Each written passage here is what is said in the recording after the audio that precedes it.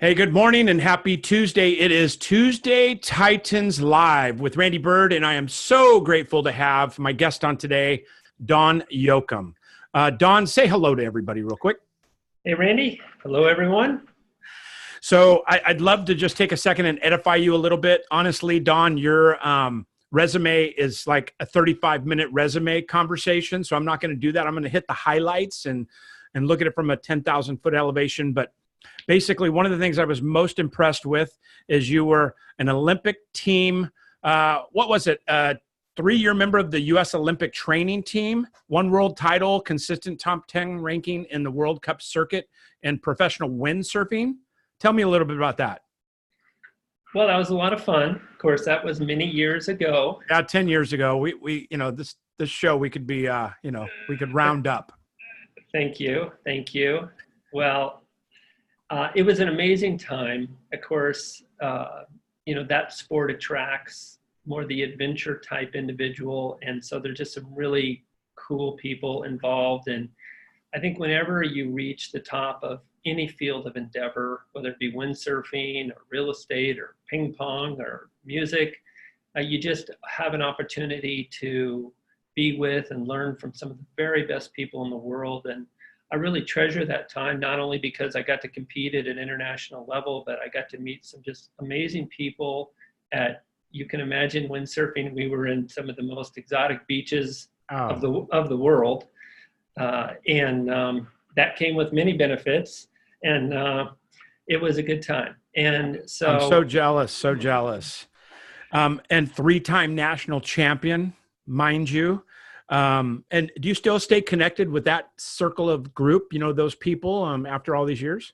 Absolutely. One of my key mentors in my life, Ken Winter, took me under his wing when I first moved to Florida as a 16-year-old, and just has made really changed the trajectory of my life because of his willingness to.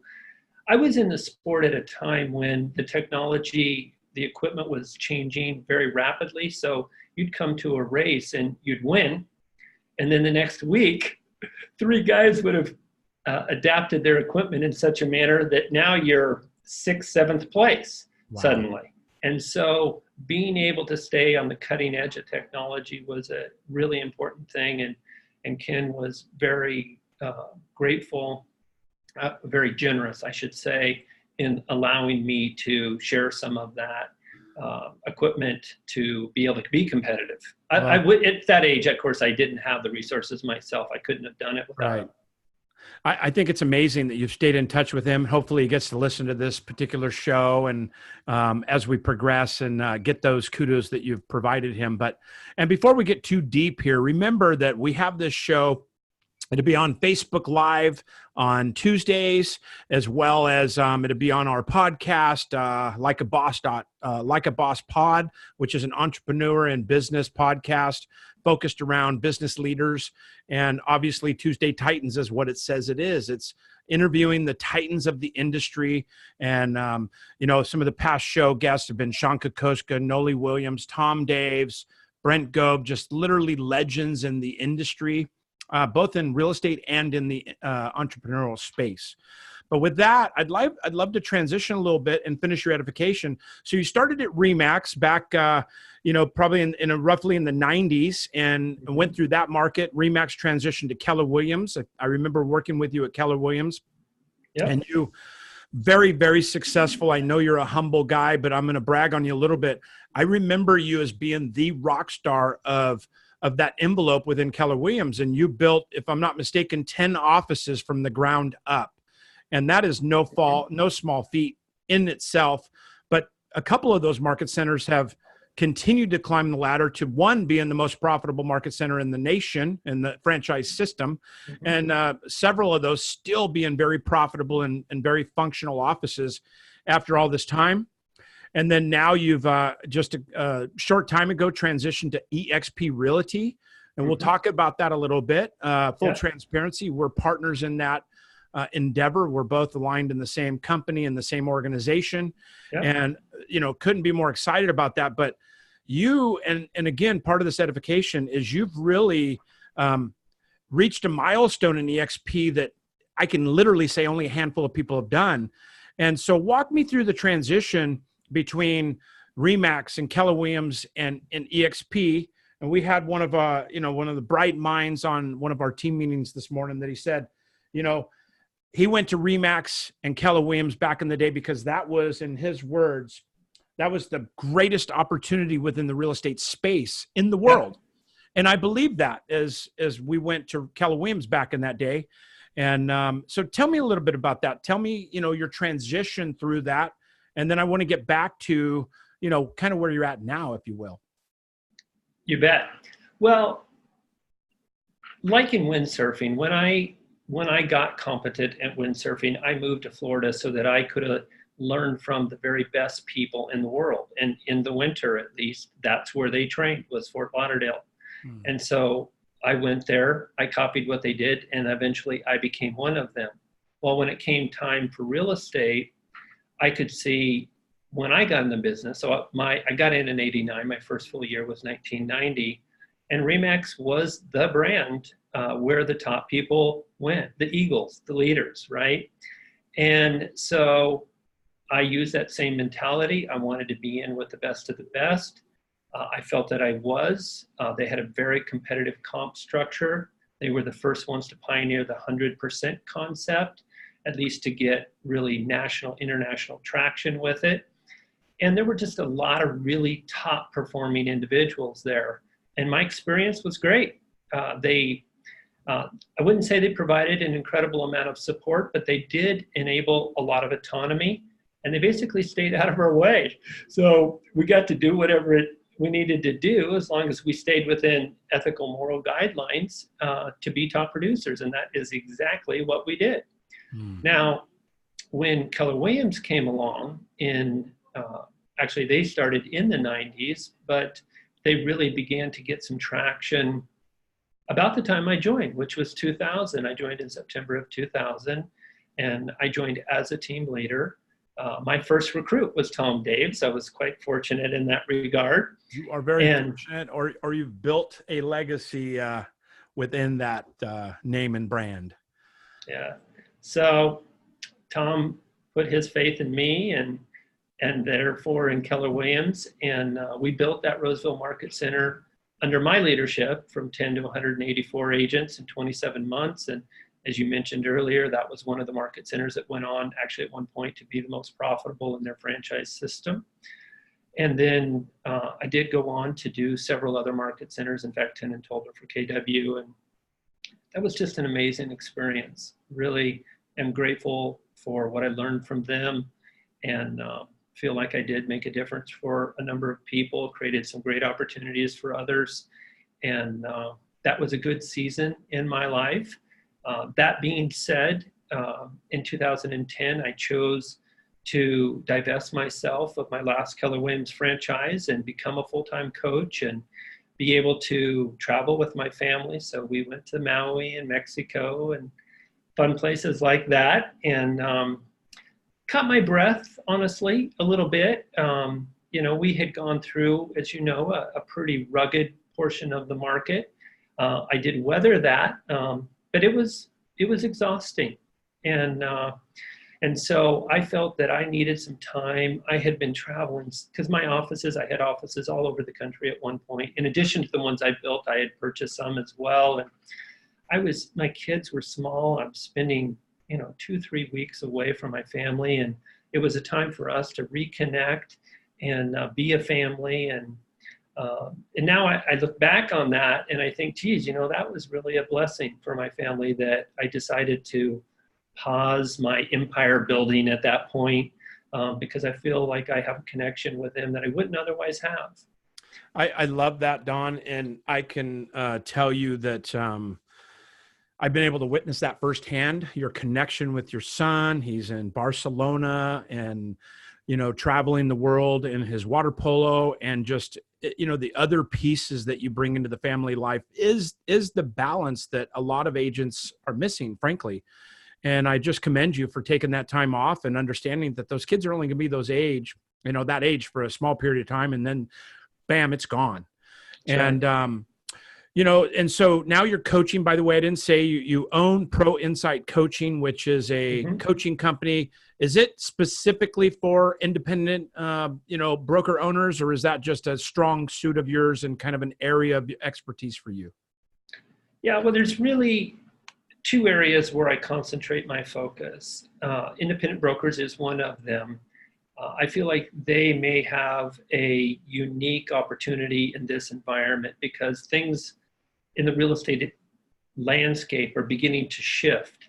And because they are not burdened or confined by the franchise system, they can actually adapt their model to current conditions.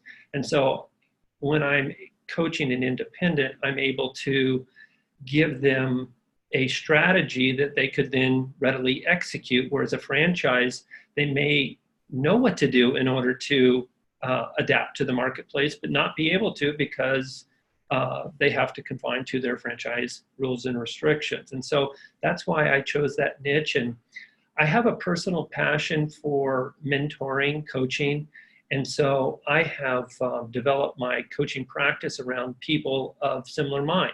So for those folks that want to be mentors and take on apprentices and kind of share their wisdom and build what I consider to be the next generation team, that has been a big focus of mine. And I'm quite excited with the progress that's being made in that regard. So both on the side of the mentors, the leaders in the industry, the icons, and then apprentices that were coming into this business, instead of having to be a lone soldier out there or joining one of these teams at a very low cap and really using that as a transition, this is something that people can really build through, and it's been great. I love that. So we talked a little bit about Keller Williams, and I joined Keller Williams back in that mid 2000 range. I think I joined officially in 2007, and we were just before things got really ugly in the real estate industry. Short sales and REOs were just rampant. And how many people did you impact coming into that particular company? I mean, I know you started as the team leader at Roseville, had great success, maybe still one of the measurable team leaders in the success measurement scale. But how many people did you influence or impact into that particular model? Well, in the offices that I built from the ground up, those went to 1,600 agents. And then with a group of other investors, we had acquired 21 offices. So at one point, I was a principal owner in 30 market centers with 5,000 agents doing over $5 billion a year. Wow, $5 billion? Mm-hmm. Yeah, that's sales volume. Yeah. Right. Wow. Well, that's more than some small countries. So I again, I appreciate your humility, but wow. So, what do you think, I'm going to jump around a little bit, but what do you think about this real estate market? There's a lot of concern, there's a lot of disruption, and we're going to get into some of the other newer elements of what you're doing in business. But, from a coach's perspective, from, what's exciting about an entrepreneur, we talked about my passion being for entrepreneurs and business owners and yeah, that kind of person. But, an independent owner, an agent office that has somewhere between, say, 5 and 20 agents, what do they have to look forward to in the future of this disruptive market? Not much. Really? Well, wow. That's not true. But that's a tough place to be, honestly. But there's opportunities as well, wouldn't you say? I mean, of course, doesn't that give them maybe the flexibility and the ability to do a U-turn rather than heading down into the cul-de-sac with a big rig and you can't turn around? Yeah. No, absolutely. And I was being a little facetious. I know. But that is a tough spot to be, because if you have a brokerage of that size, typically you're the top producer. And so you end up with 3 jobs. You're producing at a high level, you are managing the agents that you've attracted, and you are the recruiter. So you literally have 3 jobs. And we all have heard of the story of chasing 2 rabbits through a field. Try doing 3. Wow. Okay. And you just described me when I owned my brokerage after I left Keller Williams. I was confident that I was going to be, the sole guy and not have a boss anymore. And I think so many people do that. What's the statistics of independent brokerages in the NAR or in the United States? It's over 55, 60%. Well, the last statistic that I saw, NAR was saying that independent brokers comprise 51% of the agent populace. Wow, And that's massive, though. it is huge, and a lot of it is made up of these small mom and pop boutiques, Right, like you just described. right. And it's admirable what they do. And, in some cases, they really do a great job. They provide a high level of support for folks. Because remember, when you have an agent, a brokerage of 20 agents, it's really only the top 20, 25% that are fully engaged. And so with those 5 people, it's not a bad gig being at a brokerage like that. It's like family, okay? But it's tough as an owner. And so what we have seen is folks in that situation have brought their talents and expertise and their agents onto the EXP platform and then scaled that nationally. Albie, as you know, is a great example of somebody that came in with 9 agents and now has over 1,200 2 years later. Just what an incredible story, right? So if we can provide a platform for people to be able to take all of that talent and wisdom that they've earned for decades and now monetize it and make a difference, as you say, for just a great number of people, maybe 1,000 or more, then all that blood, sweat, and tears was probably worth it. Yeah, absolutely. I remember the day where I had to support every piece of the office and they were just fluff, right? So it was like, my idea was if they could pay for the resources, the lease, the copy machine, all my, and everything, and then all mine was fluff.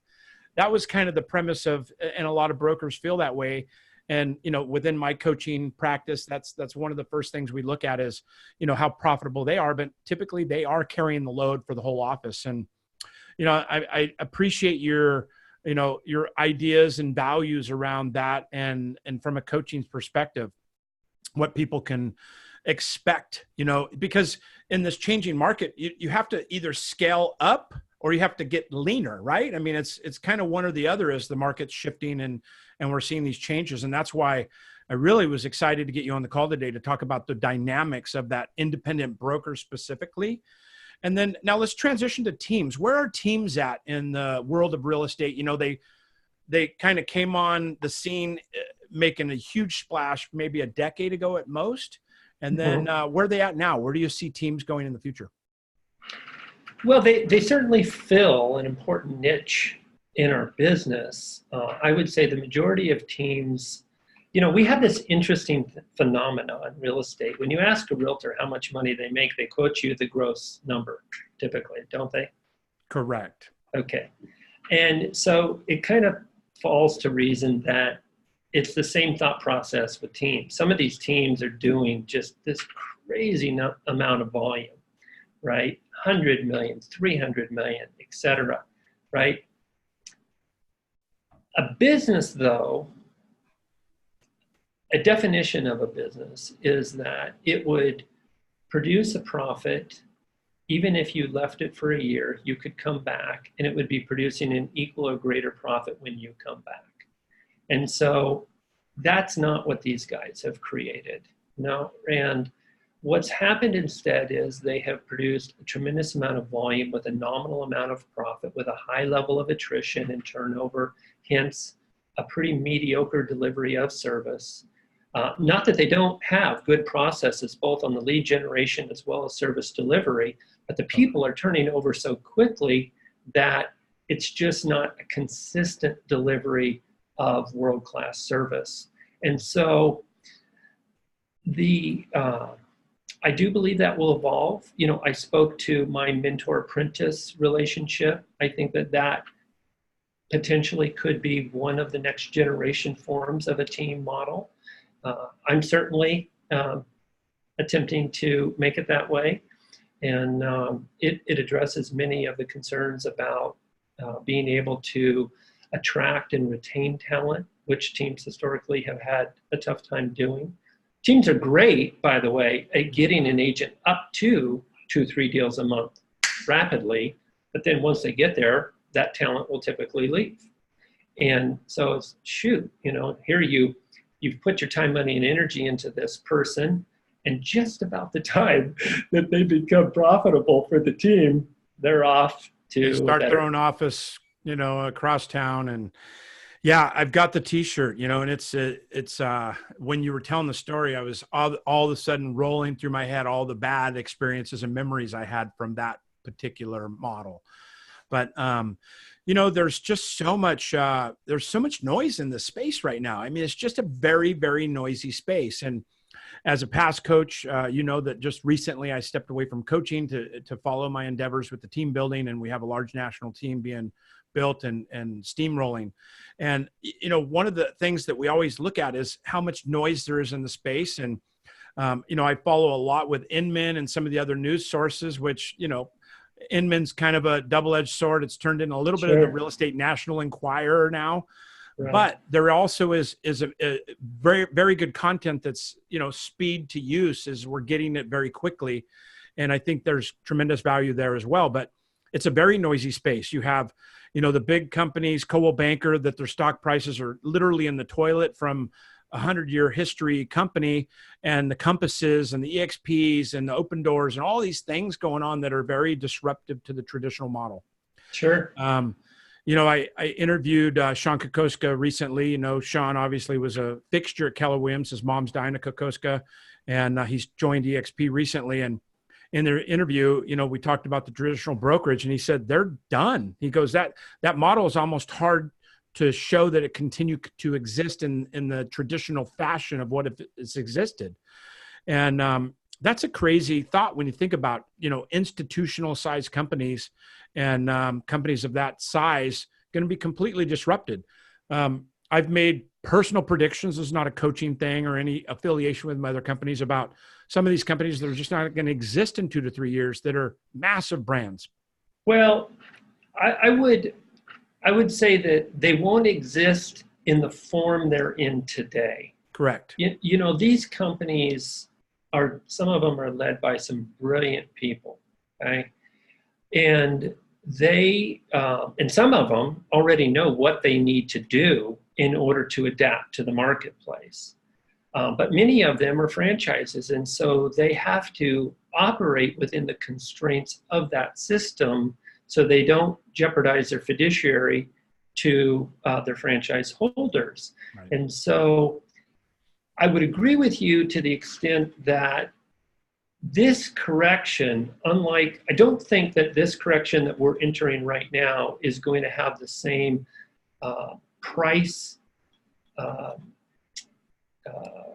do I want to say? I don't see the prices crashing like they did in 2008.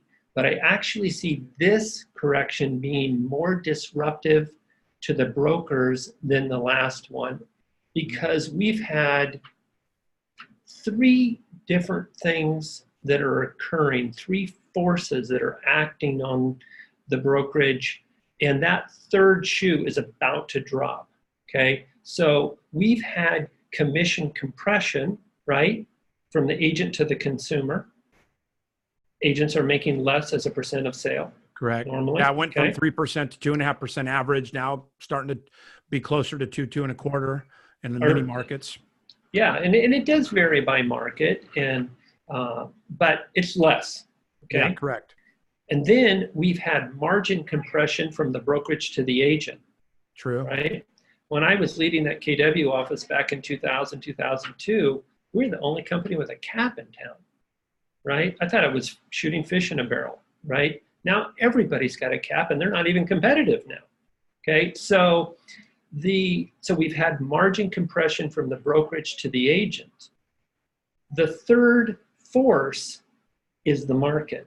We've had this unbelievable market since roughly, depending on where you are in the country, 2011, 2012, and that's coming to an end. Okay. We still have reasonable volume. The prices have flattened, but as a real estate cycle per se, we're overdue for a correction. I would say the period that we're in many areas of the country is kind of a cresting period right now. And that usually will go on about a year, and then it will usually be a decline. Okay? Some of these companies cannot handle even a 10, 15, 20% decline in the market. Okay. And so, and when we come out, by the way, when we came out of the last crash, we were getting full commissions, you recall, right? That isn't going to be the way it is, man. These technology companies that are entering our industry, we're going to be competing with the likes of Amazon and others. And here's what the bottom line is, Randy, is that you're not going to be able to carry infrastructure cost into this new season in the industry with costs that do not add value to the consumer. Okay, so if you just ask yourself, is this expense that we have contributing to the consumer? Okay, then maybe we should have it. And if it's not, it has to be questioned, and it probably will need to go. It's that simple. Yeah, that's going to be a firestorm of people trying to be relevant to the consumer in the future. And let's face it, the consumers, even our age group, they want information instantaneous. I know I do. Yeah. And the millennials and the younger generations are even more so. And so, that is breaking into the traditional sense of how real estate is really functioned and operated.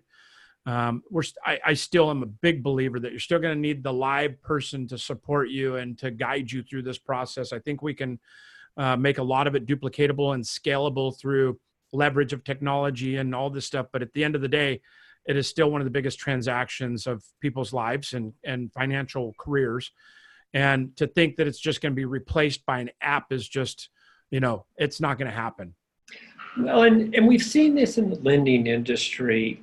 A cookie cutter deal, a cookie cutter borrower with an 800 FICO score, W-2, on the job over 2 years.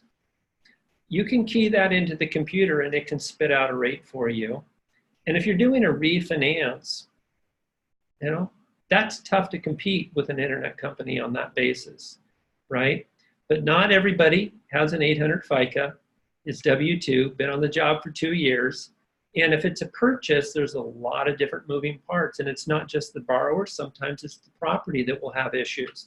And there's a lot of complex and different issues that impact that transaction that require a professional, not only with competence, but interpersonal skill. It was so interesting. I was at a seminar one time and they were interviewing this top agent and they were saying, it was a lending conference, by the way, but it was the panelist was a realtor. They asked this realtor, they said, so what do you look for in a loan officer? And this guy says, I look for somebody that can keep my client calm, right? I thought that was a really interesting way to think about it because a real estate transaction is, for a lot of people, it's the biggest deal going on in their life. It can be very emotional. Sometimes it can become a little bit of a tug of war in the negotiation. People get offended and it's their home. Oh my gosh, you don't like my green carpeting? Come on, Right. And so if you can be a steadying force in the, I don't want to use force. If you can be a steadying influence on a transaction, you've got excellent interpersonal skills. You really give a darn about your customer and acting and behaving as a professional with the other professional that is likely to be in that transaction. You've got a future in this business, right? And so, yes, technology is going to infiltrate it. There are going to become technicians working for companies like Zillow or maybe Amazon that are clerks and doing real estate activities for $25 an hour or something like that. And that will be fine for those transactions that can fit into that nice cookie cutter, right? The good news for us is that real estate transactions don't always fit into a nice cookie sheet. Seldom, it seems like, in our world, but I think that's really a great insight, Don. And, It's going to be interesting. You're right. It's not going to crash like we saw. Nobody believes it because it was fueled by the bad lending practices and everything. But I think it's going to be disruptive and maybe in equal fashion to a lot of agents. You see short sales, REOs coming back in this cycle? I do. Yeah. Yeah. I think a normal correction. So, the real estate cycle tends to be a 7-year cycle, right? I've suggested that we're in that cresting period, and it does vary regionally, right? Southern California, by the way, is already correcting. New York, San Francisco, they're already heading down the other side, right? So where I'm in the Northwest, we're just flat, except maybe on the high end, we've started to see some correction. But a normal correction after a cycle like this is 20-25% over a few years.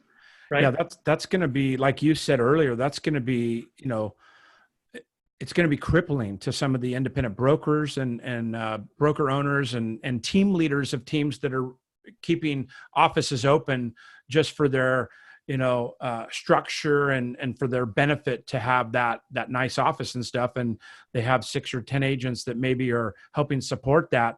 We're going to see a lot of attrition in this particular downturn, I think, right? Well, for sure. And I do not know who the genius was that came up with the idea that you should have 200 agents that compete against each other all come and work in the same location. There is no other industry that does that. Okay. It's so true. Okay. If you want to work in an office, and I do, by the way, right, then you should go to an office where you can interact with other professionals and network and have that become a revenue opportunity. I've trained countless agents to get 6 deals a year from a CPA. I had one get 13 deals in a year from an attorney, right? So there are plenty of great ways of positioning yourself in a productive office environment that are out there available to us. As you well know, our organization has aligned itself with Regis. I was actually over at the one here at Roseville Roth, and I asked the woman, how many different businesses are in this particular facility? And she said, it will vary month to month a little bit because it's a short-term rental situation, but she said over 100. Oh, wow. Right. Think about that. Yeah, that's a better lunchroom to be in than at the office, real estate office lunchroom. Yeah, I mean, absolutely, right? I mean, one of those professionals that you have a good, productive networking relationship should be worth 3, 4, 6 transactions a year. Wow.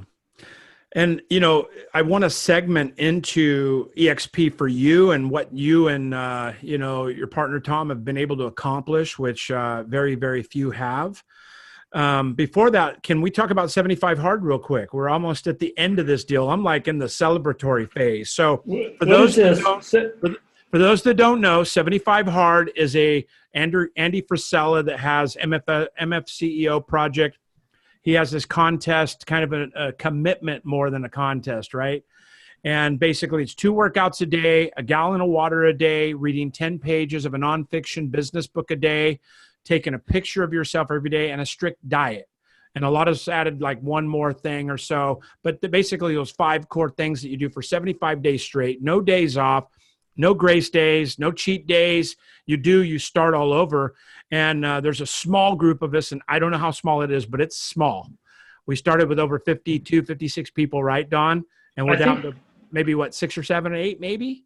Well, I think, and first of all, shout out to Curtis and Lance, right, for organizing that group. The only reason I'm still in it is because of their organization and the accountability to that team and that group. Absolutely.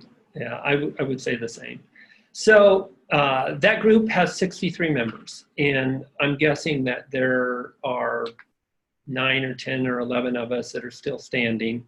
And what is this? It's either the 73rd day. Yeah. We got 2 more days. Tomorrow's Christmas Eve for us. Yeah. No, but here's what I've gotten out of that. I'm curious to hear what it has meant to you. Okay. But as you know, I've been a professional athlete, so relatively disciplined in my health and uh, physical habits, right? But hey, man, I was carrying around 15, 20 extra pounds.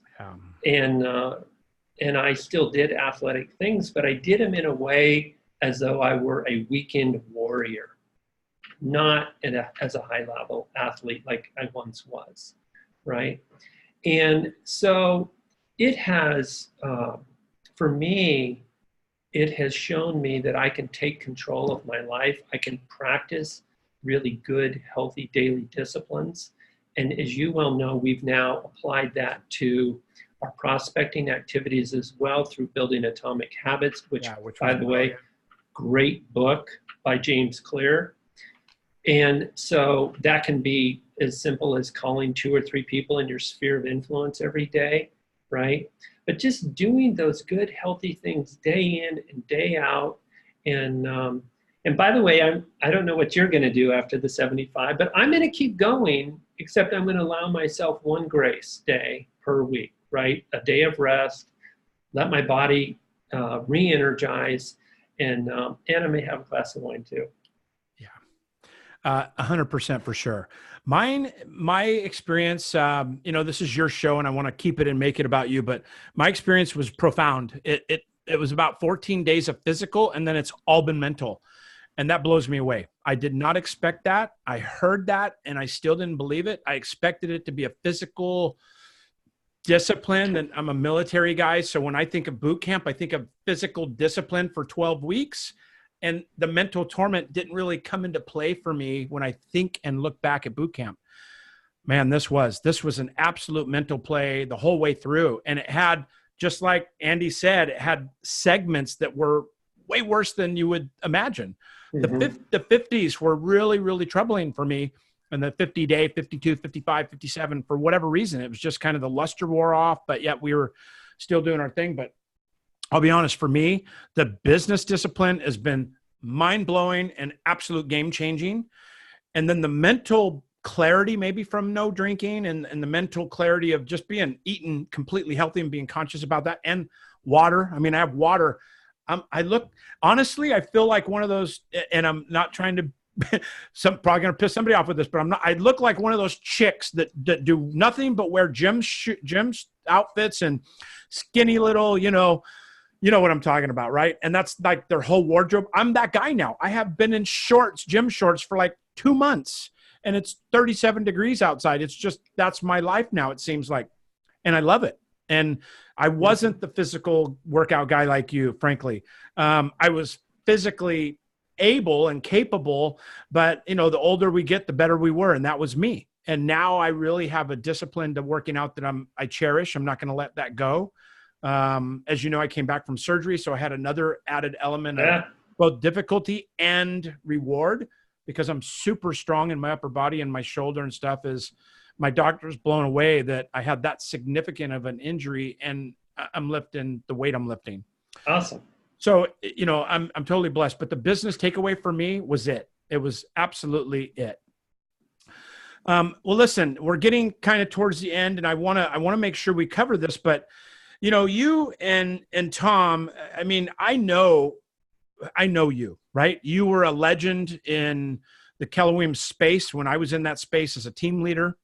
You were really the golden boy, kind of the poster child, in my opinion, of Keller Williams for many, many years.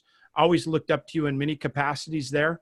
And I knew you guys had the capacity and the capabilities of going big within this model, but you guys have set records. You're literally doing things that have not been done before.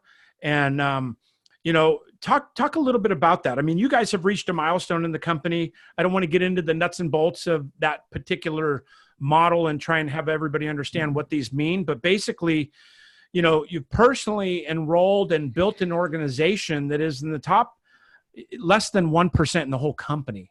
And we're talking about the fastest growing real estate company in the history of real estate in North America. And we're both blessed enough to be aligned with it.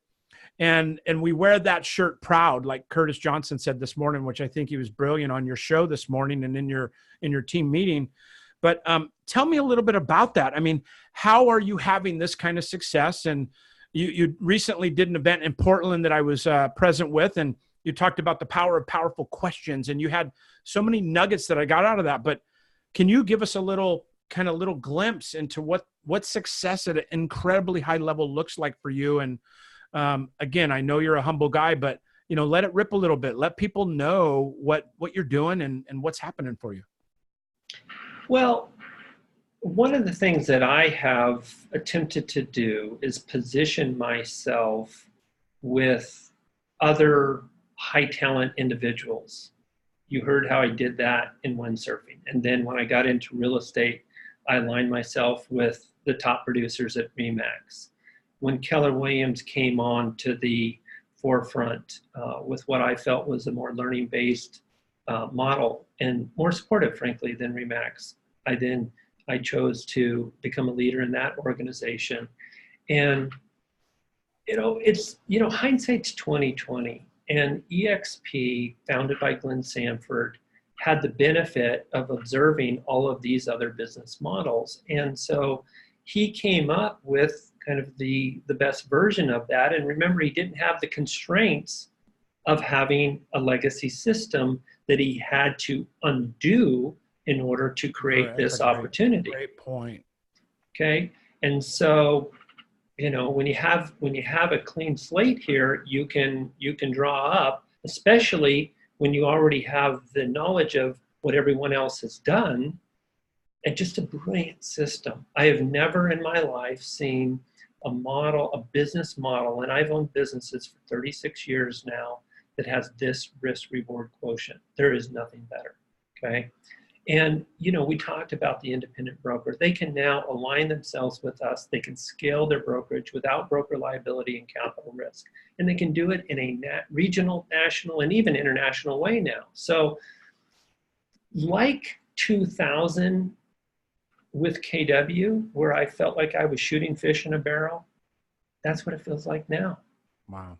It is really insane to not be with this company.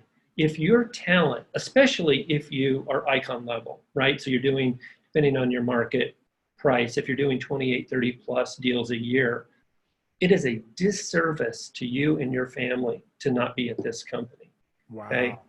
And especially if you have some influence and leadership ability, because you could then impact literally hundreds and then thousands of other families. In this industry, we have all these agents, thousands, even over 1 million, that actually earn gross commission, a lot of money. And most of them retire destitute. There was a coaching company that did a post on Facebook about 6 weeks ago, and they asked, what's your retirement strategy? And it was really interesting. There were 3 responses to that, by the way. The good one was, some people said, hey, I'm going to do rental property, and the cash flow from that is going to enable me to retire with some dignity. One was EXP, the revenue share. And the third one, which I saw 5 or 6 people with this response, was death. Okay. That's their exit strategy. Yeah, that was their exit strategy. Okay. I just looked at that and I just thought, oh my gosh, right? How sad. And we all know some of these agents that have worked 20, 30, 40 years, right? And they don't have a pot to piss in, right? And so it is, so I'm obviously I'm excited about that. I feel like I'm in the right place at the right time. I'm very grateful for Glenn founding the company. I'm grateful for guys like Gene Frederick and Brent Gove kind of showing us the way. For me, when they went public and got accepted on the NASDAQ, was a really a tipping point in my mind, where they really gained legitimate status in the industry. And you know what? It's been as good or better than I expected. So I'm grateful to be in the opportunity, and it's worked. And I don't want to say it's easy, because it's not, you still have to get up and do the reps, right? But it's pretty simple, and it's no different than somebody getting up and doing their prospecting, and the same people that practice good daily disciplines and 75 hard or in their business can, build an organization with us as well. So yeah, I love that. And, just today, in talking to somebody, there's been a lot of network marketing, MLM stuff in the news with Arbonne, being shut down, Nerium now getting the latest thing against them in the network marketing strategy. And people associate EXP with pyramid scheme. And I love the question because number one, I always ask them, what is a pyramid scheme? And they can't answer, first of all. And that's not a bad thing against them. It's just, we don't know what it means, what that looks like. But for me, there's no products that are trading hands. This is literally, and I think you even explained it to me brilliantly. It's basically taking the override that the broker would normally get that has to pay all the people above him, the owners, the regional directors, the all the way up to the very top. It's taking that override money without any of the expenses that are associated with brick and mortar and all the overhead and redistributing it back to the agents in form of revenue share. Folks, that is not network marketing. That is not MLM. I have a large MLM organization. And so I love it when I get that question. But, for me, it's just, I think it's the unknown for people of not understanding that or being afraid of that maybe being taken away from them. And I mean, I just couldn't be more excited about this company. And as I get to my last question for you, I really wanted to just take a moment to say thank you for being here. I appreciate the fact that I'm able to bring legends and titans of the industry, and specifically in that entrepreneur and business owner space, to the public. And this is one of my passion projects. But how can people get a hold of you if they want to get a hold of you, Don? I through my coaching company, don@proinsight.com is my email address. So that would be probably the best. Yeah. Okay, beautiful. Yeah. And my last question of the day is, what impact do you want to have on the world as we proceed in the next 3 to 5 years, either in the real estate space or in whole? Well, right now, my mission is to build a team model in the real estate industry that creates the right behavior. This mentor apprentice model is something that I'm highly passionate about. It's working now. I'm excited about that. And I can see how that is going to both provide a venue for top agents to be able to share their knowledge and monetize that. And also for new people that come into the industry, a path where they can stay in alignment with a person for their entire career, right? And when they begin to get successful, they're not compelled to leave. And so that definitely is a mission of mine at the moment. But I would just say an overriding mission of mine in life is just to make a difference for the greatest number of people in the biggest possible way.